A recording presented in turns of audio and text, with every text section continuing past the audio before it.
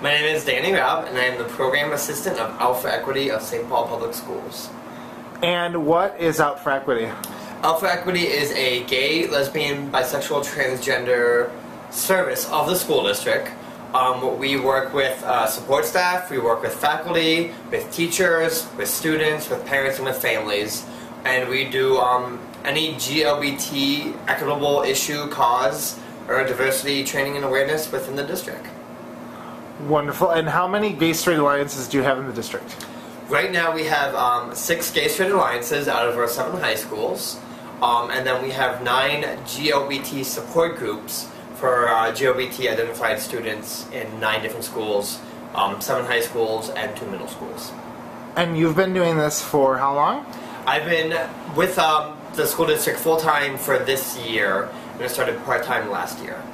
Okay, and your year's just about to come to an end. What are some of the highlights that you have from the year?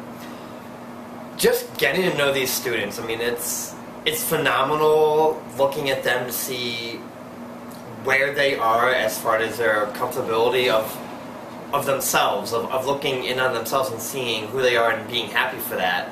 You know, it's a stage that 10 years ago when I was in high school, nobody was that comfortable anywhere. And, you know, here we are 10 years down the road, and these kids are so comfortable being themselves, being out in high school, being open about it, and they don't really have any backlash. I mean, some of them do from family or from friends, but overall the schools are pretty safe, there's not a lot of bullying, they feel comfortable being themselves, and getting to see that is just, it's unbelievable. It makes me want to go to my job every day, because I get to hang around with these fantastic kids that are so just with it and together and going places and changing the world. What events do you do with the kids? We do a variety of events. We did, last semester we had all the GSAs come together. We had lost our space, we had to move. So we did a goodbye to our space. It's called Rosie's Rainbow Youth Center. So we had to say goodbye to that. We did a big dinner, and then afterwards we all went and saw the premiere of a movie called Bullied.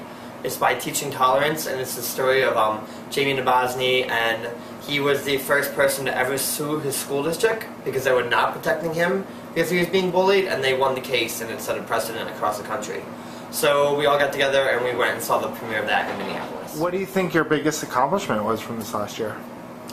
We just finished with the Minnesota AIDS Walk, and it was a huge success. I put a lot of effort into it, and it yielded a high result. We had 23 kids walking. We had 6 different schools represented, and it was just fantastic. Everyone had fun. We all hung out. We got to know each other a little bit more. We all got a little sunburn, and it was a great time. I love living in Minneapolis. It's a big city feel that's not a big city. You can get anywhere in 20 minutes, half an hour, but there's always something going on. You know, there's a ton of people here, but it's spread out, so you never feel like you're on top of everybody. I never feel like I'm in that traffic jam lifestyle.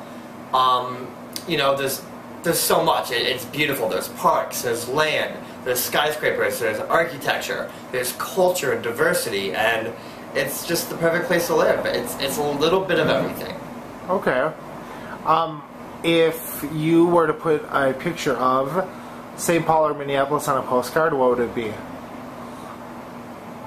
Actually, I know it's kind of cheesy and ironic, but the famous spoon and cherry statue at the Walker, downtown Minneapolis, it perfectly sums it up. It's just something that's random and beautiful and unique and eye-catching, and it makes you talk about it. I think whoever comes to this city, you know, if they get to spend a week or 2 weeks and not just do the tourist things of Mall of America, but actually get to be intimate with the city, they're going to walk away with something to talk about, something that's unique and unprecedented and found nowhere else, such as the spoon and cherry. How do you define community?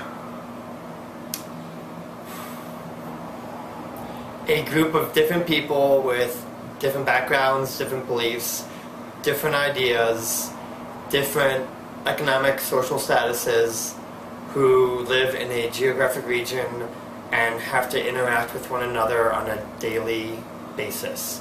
And it's beautiful and organic, and it's rough and violent, and it's it's society. That's exactly what a community is. It's all these different factors coming together, and you just watch as they weave and bump and grind and flow. And that's what community is.